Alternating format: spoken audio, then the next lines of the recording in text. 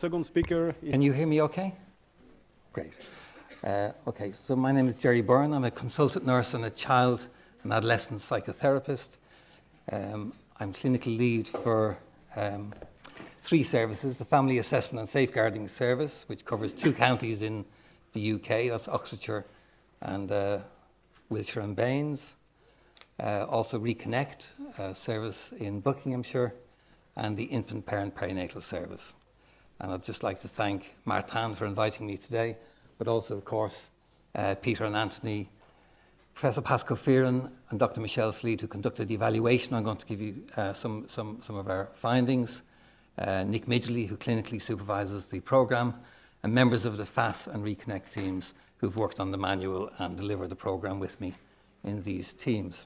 And also in Ireland, Maria McGrain, Linda Hanlon and Tom Casey, who've also delivered a version of the programme to parents and foster carers.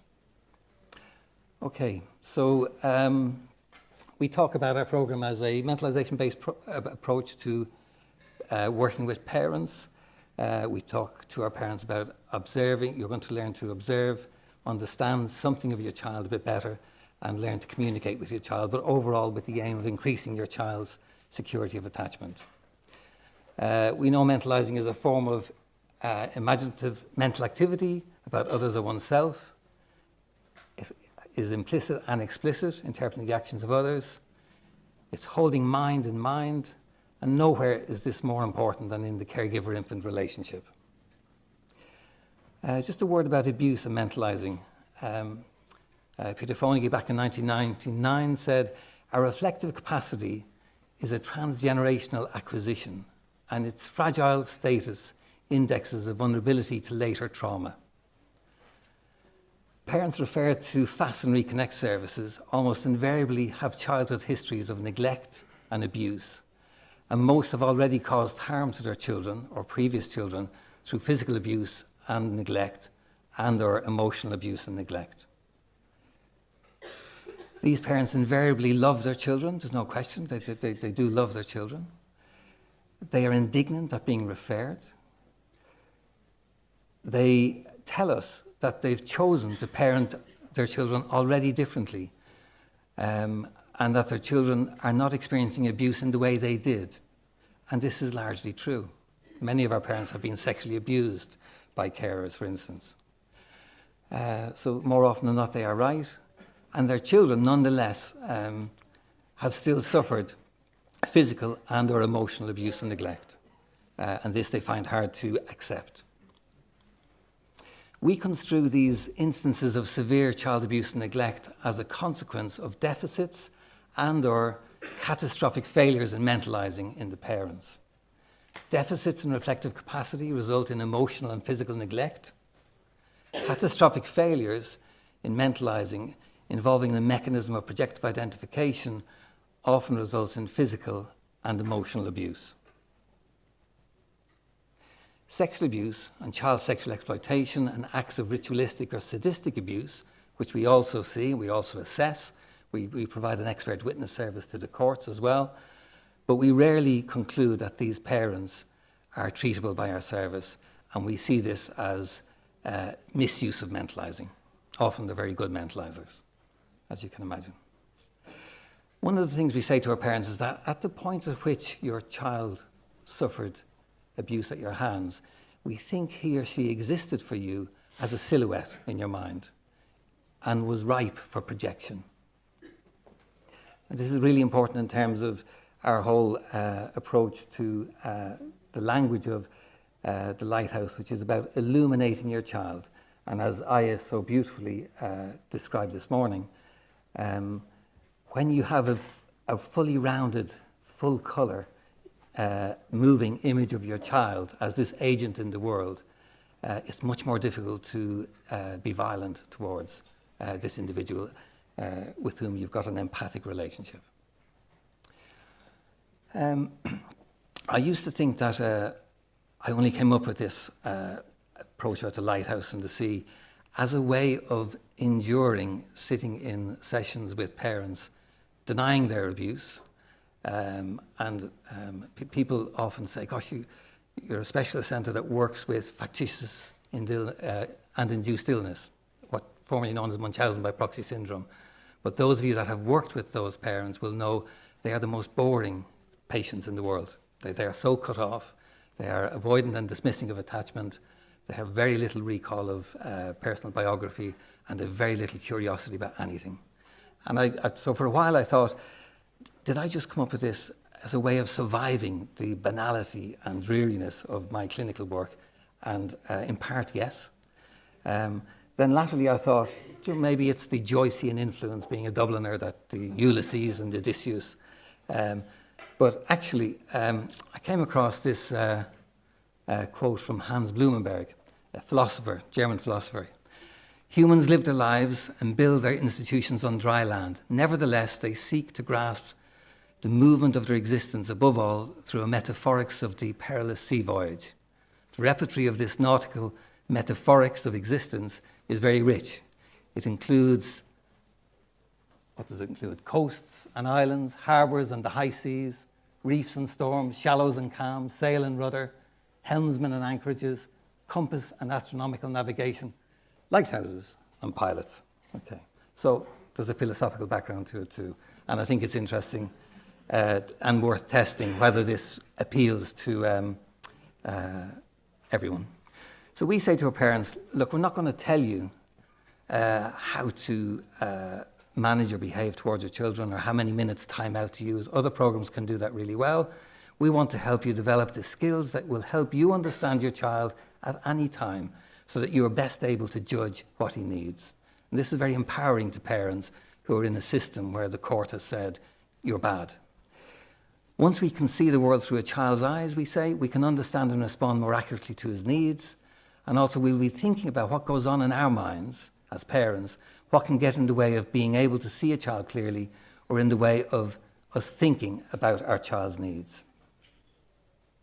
I'm going to attempt a bit of French. I was so envious of Aya this morning and his wonderful rendition, and thankful to Evelyn McCabe, who I will buy a drink for afterwards.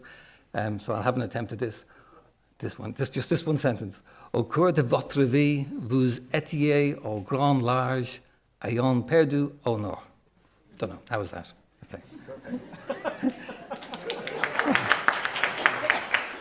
If you ask me back in a couple of years, I promise I'll be in a better place with the French.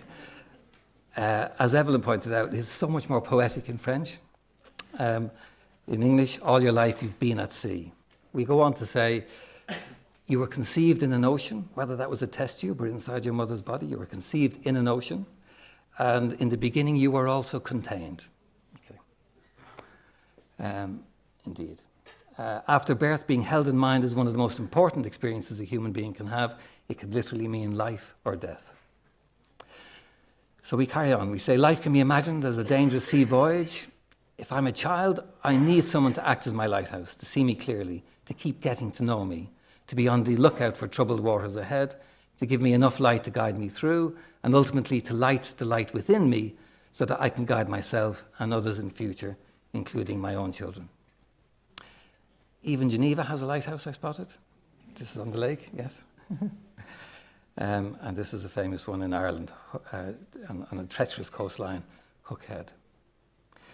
So again, holding your child in mind is one of the most important experiences he will ever have. Over your child's lifetime, he will develop physically, emotionally, and psychologically. He could only grow inside your body when your body unconsciously nourished him. Now, mirrored in your eyes and mind, he will get to know himself through your mind. As you help him understand and manage his many emotions, he will over time learn to recognize them and manage them himself. Psychologically, he can only grow if he can grow inside your mind, if you have room enough for him to grow. Once he's held securely in your mind and knows it, then he can explore the world. We talk about three beams, the illuminating beam, the scanning beam, and the projecting beam. The illuminating beam is bathed in your curiosity, in your wanting to know. The child feels illuminated, seen, and safe. Your wanting to know is more important to your child's development than knowing, than certainty. In sometimes getting it wrong and being open to adjusting our view, a child learns about separate minds, develops his sense of self. So this is your illuminating beam. Okay. This is the scanning beam, the way you keep an ear out for trouble or for moments when your child might need you. And this is your projecting beam, in which you, something of an internal, I don't know why it's always a mother, but in this case it just happens to be a female figure, is projecting onto the child. Okay, so I'm just going to switch to show you first bit of video, if I may. Yeah, I should be able to make this big, shouldn't I?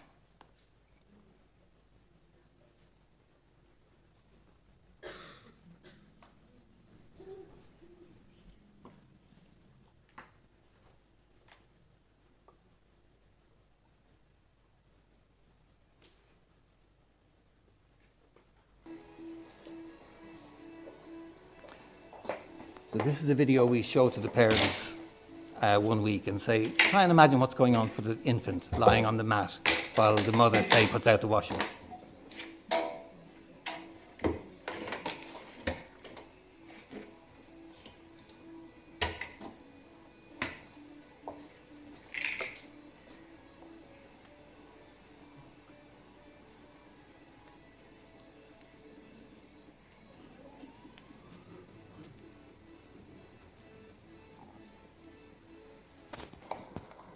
I couldn't help it over here, John. Sorry to do this. That's all right. I overheard you say it a minute ago. Yes, you want me to talk about my reconnect experience? Is that you said you had a reconnect moment. Yes, that's how I worded it, yeah. A really nice phrase, yes. Yes. Are you okay? Well, I wondered whether you could start and whether anybody else has any similar moments. Go on, then, I'm far away. I was here a few weeks ago and I saw a clip you had of a baby's view on the floor and a bouncer and a washing machine. A woman walked in, you could see her legs, she stuffed the machine full of stuff, took the stuff out of it, went out the patio doors and walked all out the end of the garden.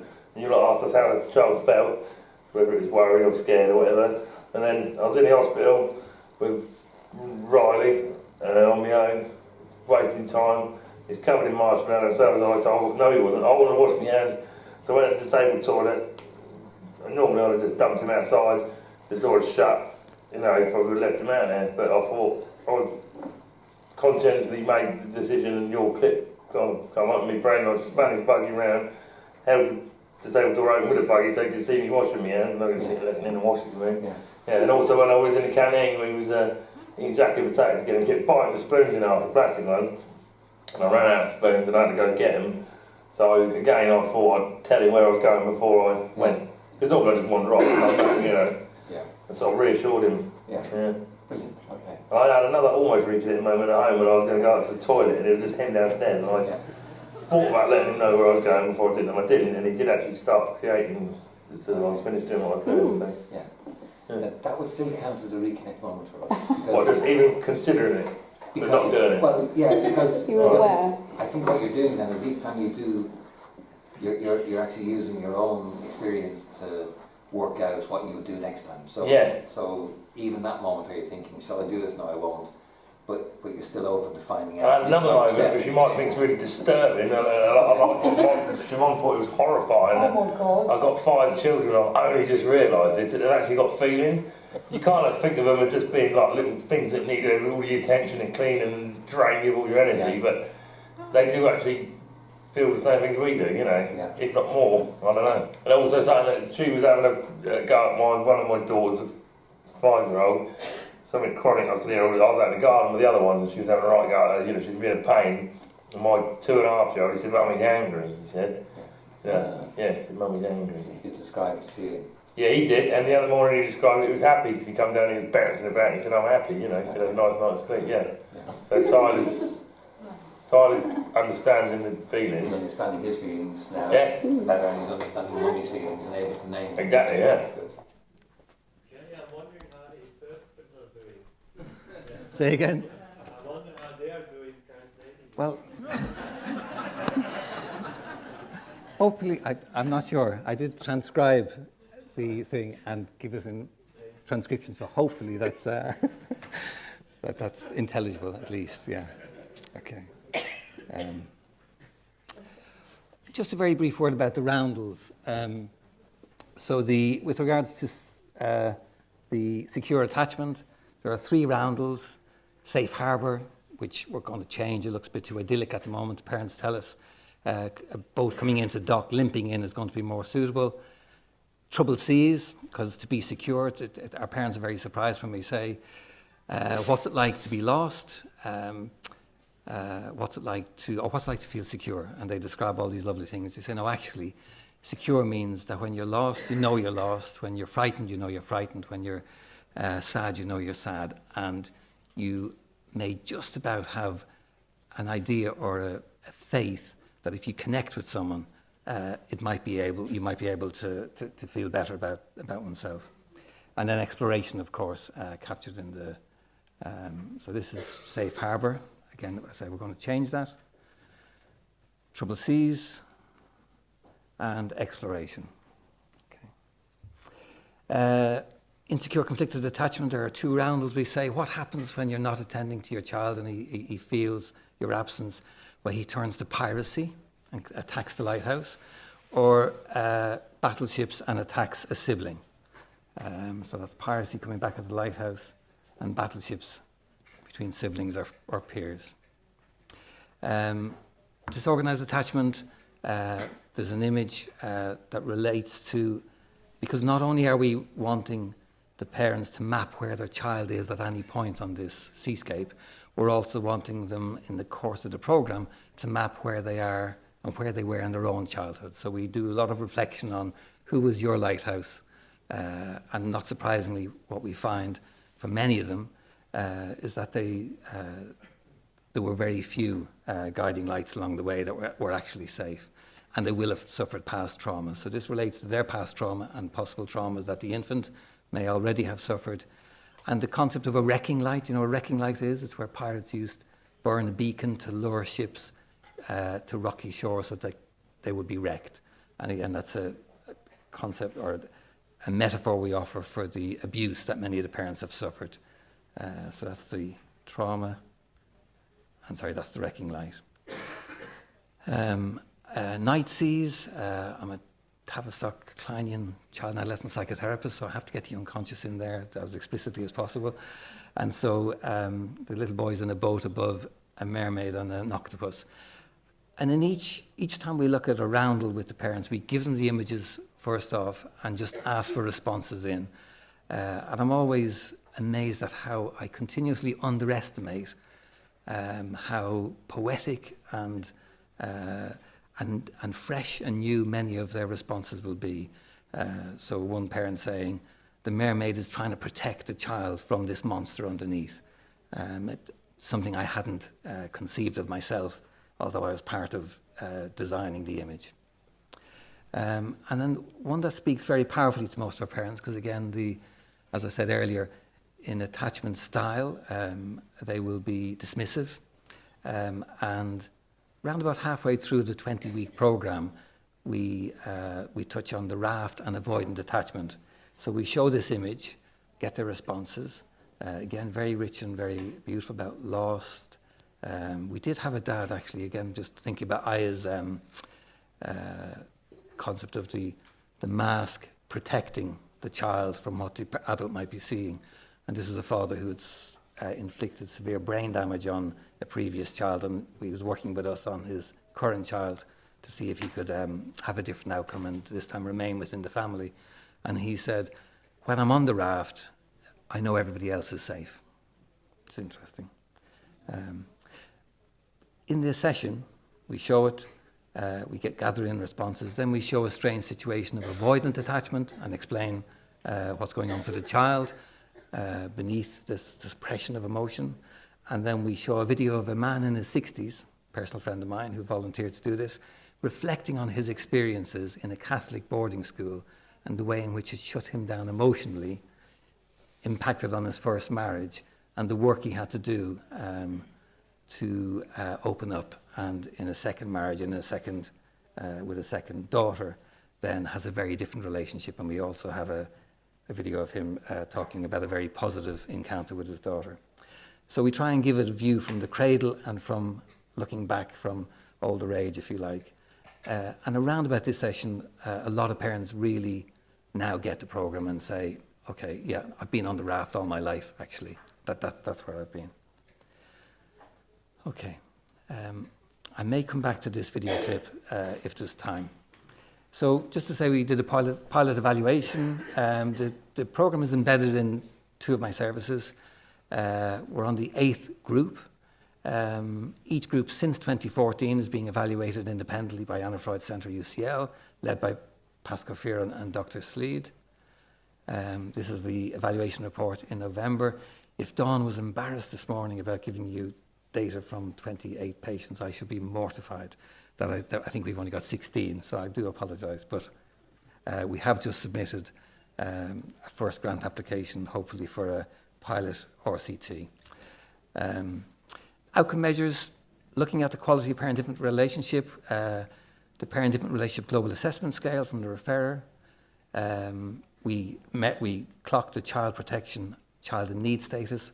All families referred to our service are either in proceedings or child protection level as a minimum, but often at the end of the programme, by discharge, they've come down to either child in need or out of social services altogether.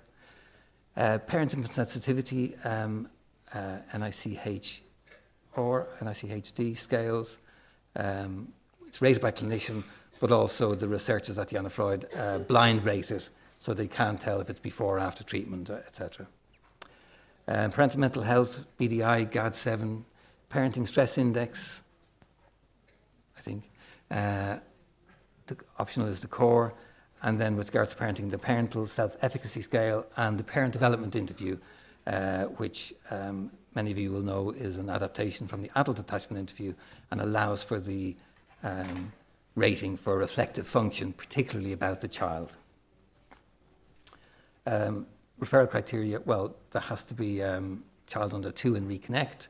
In FAST, we take children of all ages, on child protection plan or in proceedings, and one of the following or many of parental ill health, substance misuse, domestic violence, etc.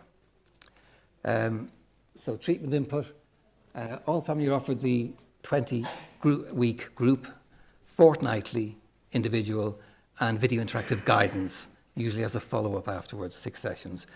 We haven't had a great take-up on the VIG. So key findings. There were significant improvements over the course of the programme in relation to parents' self-efficacy in caring for the babies, parents' level of stress in their parenting role, parents' sensitivity in responding to the baby's needs and communications when playing with them. And although there were improvements on almost all measures, the other changes were not statistically significant in relation to depression and anxiety, reflective functioning, which upset me at the time, understandably, or unstructured tasks, sensitivity. Sorry, can you hear me on this without, if I move away? You can still hear me, yeah? Okay. So several themes emerged from the qualitative interviews with the mothers, seen as a life-changing experience, help improve confidence, sensitivity, attachment, relationship, and capacity to trust. Combination of individual and group therapy was seen as highly valuable, and the imagery had a powerful impact on the parents. Most parents did not want the program to end, and most felt it was something that should be widely offered to all. So as I say, maternal self-efficacy was another. Parenting stress was reduced. I'm going to scroll through this just because I want to show you another bit of video. Reflective functioning. Pascal has pointed out in the report that several recent and larger studies have similarly not found improvements on the PDI, despite treatment effects being found on other instruments. And the non-significant results may be that the coding system is not sensitive to treatment changes at the lower end of the spectrum. And this is important if you think about that dad you've just seen, where he's describing how he can now use a language for feelings with his child, and the child's beginning to name feelings. That some of the just early identification of mental states itself wouldn't be captured in the PDI, but we need to be capturing in our measures because we're seeing changes in those. And there's evidence of it from the qualitative interviews. I'll just go on to, okay, so we've trust. The parents talk about how the trust in the facilitators and in the program allows them to trust other professionals, and one of the things we help them mentalize is their social workers, so they become better at extracting more cooperative social work involvement. Epistemic trust, of course, is relevant here. Okay. And if I just go through this quickly, this is my mum. She said a couple of months ago I was getting out of the car and it was raining, desperate for a wee. I've got no bladder control anymore. I was desperate and the dogs needed to go out for a wee. I was in a big mad rush to get in because the dogs needed to come out for a wee. They've been in all day. I needed a wee. It was raining and I was trying to get the child out of the car. I got him out of the car and I put him on the ground and said, come on, walk. And he wouldn't. He lay on the ground, just didn't want to come in. I said, come on, we have to go in now. And he wouldn't. He lay on the ground. It's raining. He's getting wet. And I just said, well, stay there then. I ran inside. I let the dogs out. I was having my wee and I was still triggered. I was thinking, what an idiot. Just out there in the damn rain. Why didn't you just come in when you were meant to come in? I went out to him and he's still lying on the ground. Now, it wasn't raining hard, but it was raining. And he's wet. And I picked him up under his arms and I'm carrying him into the house. I can feel I'm being rough. I can feel it. I'm not being a loving, wonderful mother. I'm being rough. And then as I was carrying him into the house, I just suddenly got, you're doing this like your mum. And then the whole mentalization thing. There's just a little boy who got out of the car, way too much in a rush. He might have wanted to show me something. He might have wanted to do anything else. And he's just all worried because you're not acting normal. And he's just out there being worried, waiting for you. And he doesn't know any of this other stuff going on. And by the time I got through the kitchen and into my front room and sat on the sofa, I was completely with my little boy. And I wasn't my big, angry mum anymore. The whole thing, I don't think I'd have got it. I'd just been in a grump. Just put yourself on the sofa then if you don't want to walk, carry on. But because I could get the whole mentalization, because I was triggered, I wasn't being like, I didn't have my lighthouse, my main beam on. And I know I was triggered and all the things, and I know I wasn't seeing it from the child's point of view. And in the space of getting from the kitchen to the sofa, I put on my lighthouse beam and then I was just with my little boy who's got wet and waited for out in the garden. Okay. Okay, just going to see a few minutes of... Yeah, well, there's another thing, sorry. I've asked for help from Tom since day dot with this group. Not this group specifically, but one-on-one. And nothing's come of it. And now I'm not being rude, but he's nearly 7 in January. He's going into year 2. He's getting a little bit stronger, a little bit powerful, and he's starting to dominate my house. So for me to hear that and take it actually seriously, what would I need to do to show you that won't be? I don't know, because So you're probably thinking now how he's going to be after the players. yeah, he's going to be a little nightmare now, watch, and then for the whole summer holidays, because he's got my back up, he'll be a little shit. And he'd dominate the house and he'd I don't take think the house where... I was just thinking... Can you not do it at like... when we have our one-to-one sessions, that maybe once every other one or every other few, that you have that one child maybe your child... No, they were supposed to have done bring it. it in with you. No, they were supposed to have done it. They were supposed to have organised it and they haven't bothered. Sorry, but... Okay, is it that we haven't bothered? Yeah.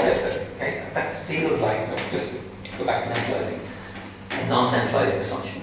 So you need to do it. It's not going to bother because the only way Tom will ever get help, and sorry to say this, but this is statistically, is he's going to have to hurt someone quite badly for actually someone to stand back and say, do you know what, actually, we should have got something. We should have. So do you know what? Okay, just in case you missed that, that was piracy at the facilitator as beleaguered lighthouse. Okay. So a few weeks later, same mum. I thought. I kind of got it last week. You did? I kind of got it completely, I did understand it last week.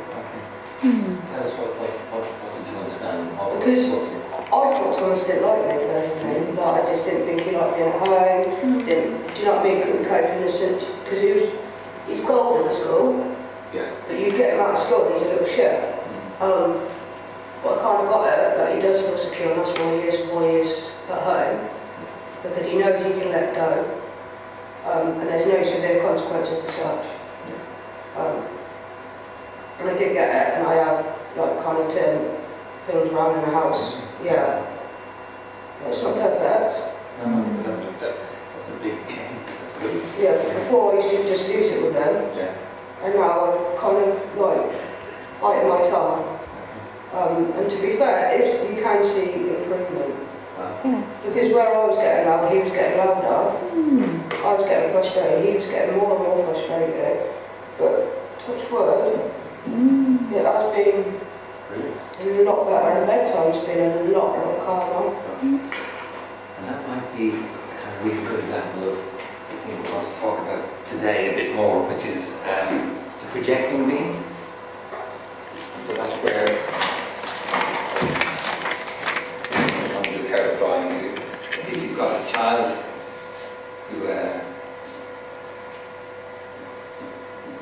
let's say, is feeling, what might Thomas be feeling or a child be feeling? I think he has a build-up, because he don't like communicate, not like, he just builds his frustration up. Okay. And if he's, and I think, with him, as well as he gets left out. Yeah. Because Lucy takes up so much time. Yeah. Just because, you know, she's older and she gets the best of theirs. Where, like, on Thursday night, I actually took a sit back and actually kind of worked it out that, you know, Thomas is obviously feeling frustrated. He's angry because he's always left out. He's never had, you know, the one-on-one. It's always Lucy that comes first. It's always everyone running around getting Lucy to our school clubs. Yeah. So you can kind of feel, like, I do feel his pain now. Okay. Where before I really didn't understand it. I thought I'd treat them all the same. Okay, so you can see she's beginning to much better mentalise. I go on to draw projective identification, the projecting beam. She very helpfully then volunteers that actually that what she thinks has been happening. So,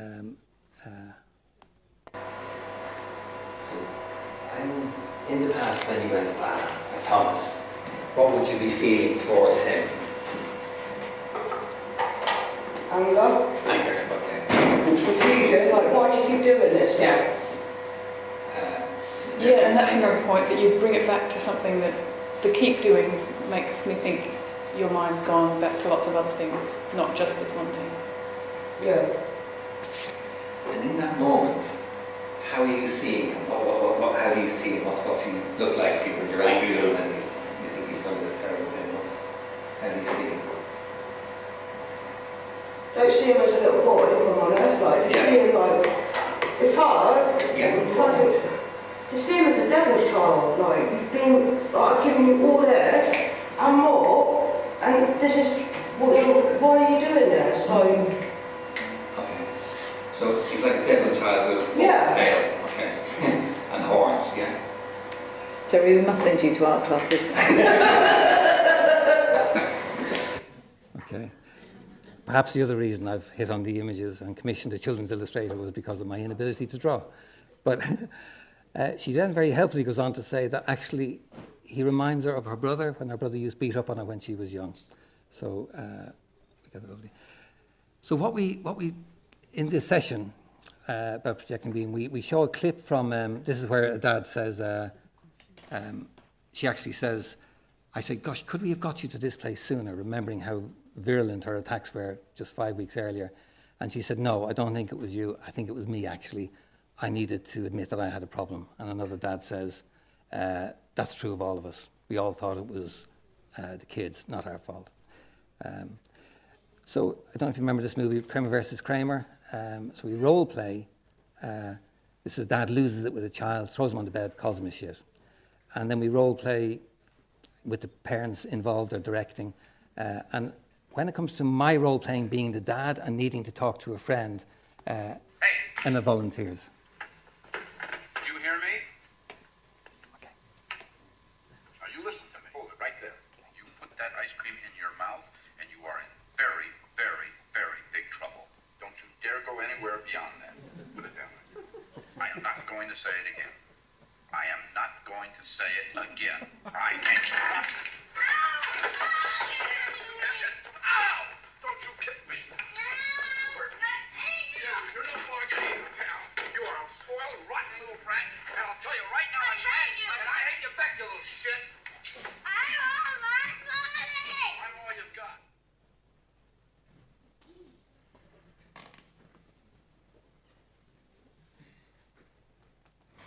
Would anyone like to to be my friend. But You know what I will? Yeah. I used to shrug it off.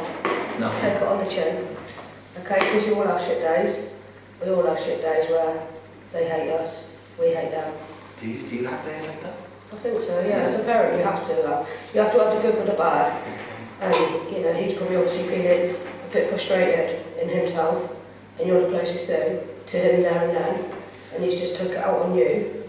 What do you mean then? Him taking it out on me is what then? Is he not just hating me? It feels like he's just hating me. No, he's not hating you, he's just frustrated and angry. Okay. And you're the one that stood there, and you're the one that's going to take it there in the moment. Okay, well, I didn't take it, I threw it right back at him. Jeez, I could have, I felt like I could batter him actually. I really felt like I wanted to wring his neck. I mean, I didn't. No. But I did throw him on the bed, and that can't be nice. No, it can't be. He's going to feel shit about me, isn't he? I've thrown him on the bed, I've called him a little shit, which is a terrible thing I've said to him. How am I going to go in now? Yeah. Sneak up, like, just lay on his bed, sort of thing, or go near him. Okay. And then go down to his level. Or like kneel down beside Yeah. him or something. Okay, yeah. Put your arm around him. Okay. And What if he pushes away? What if he that's fine, you just attempt again. Okay. And if it happens again, Yeah. you just sit as close as you can. Okay. And then just say to him, and I know in his terms, I know we're both angry, Okay. but I'm really sorry. Okay. So you think I should say sorry? Yeah. Yeah. That I overreacted, not. Okay, and then we follow that with a role play with another therapist as child. And I make sure to follow everything she's directed so that she sees me being faithful to her direction. Go away! I hate you. Listen, can I just have... No, go away! Okay, anyway. Okay. Should we stop there for questions? Okay.